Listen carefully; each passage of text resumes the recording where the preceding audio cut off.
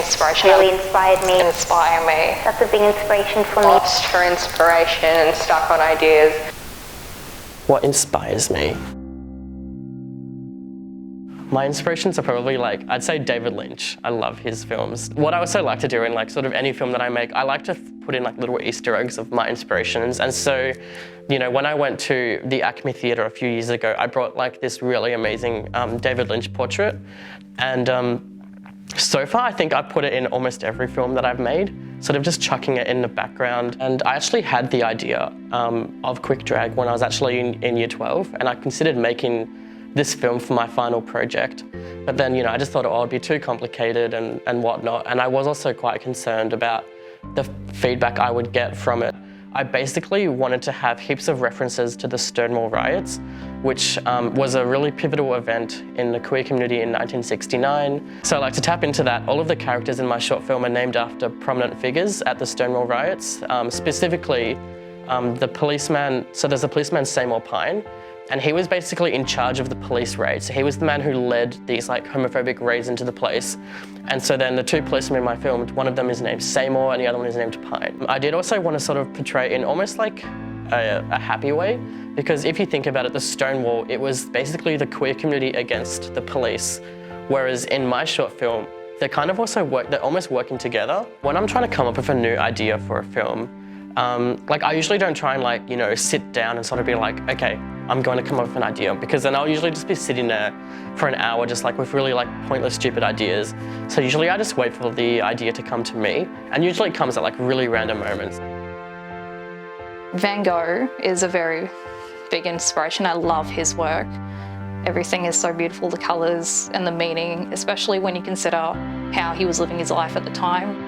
I also love old Renaissance paintings from Michelangelo and Da Vinci, how realistic and detailed the shadows are, and the fabric is just really beautiful. I like to go on Pinterest and other art websites to gather images and little bits and pieces, whether I'm studying or researching a different race or culture for an artwork. It's very helpful to have a visual guide of what I'm trying to draw. Even poses, which are very hard to do, especially from your imagination, having a physical thing there to look at makes my work feel more accurate and realistic. I've also been able to create illustrations for different authors and a book cover for a short story. It's called Magic and Mayhem. It is a short fantasy story. My book cover started with a lot of thumbnail sketches, and then I tried to figure out what the character was to look like. My biggest inspiration for that cover was Skyrim. Drawing for Cubism, for me at least, it feels like it gives me a lot of life to my drawings, makes them unique, makes them interesting. Mainly my ideas sort of come from either emotions or seeing, getting inspiration from different art and different music. And sometimes I just like to draw real objects or people and sort of transfer it into my style to see what it would look like in my style, because I just think that's interesting to see what other things would look like. The album cover for Another Green World, which is an amazing album, the Cubist style on that cover really inspired me to first start Cubism, because it was very interesting. It looked so clean and nice and very graphic. I really liked that. But I'm also inspired by Picasso as well, and a lot of drag queens. That's a big inspiration for me in terms of the way I draw eyes and faces. I like to draw my faces to look sort of feminine-ish. That's why I like to draw a lot of portraits. And drag queens, they're different looks and outfits, and their creative makeup, especially artists like Yua Hamasaki and Trixie Mattel.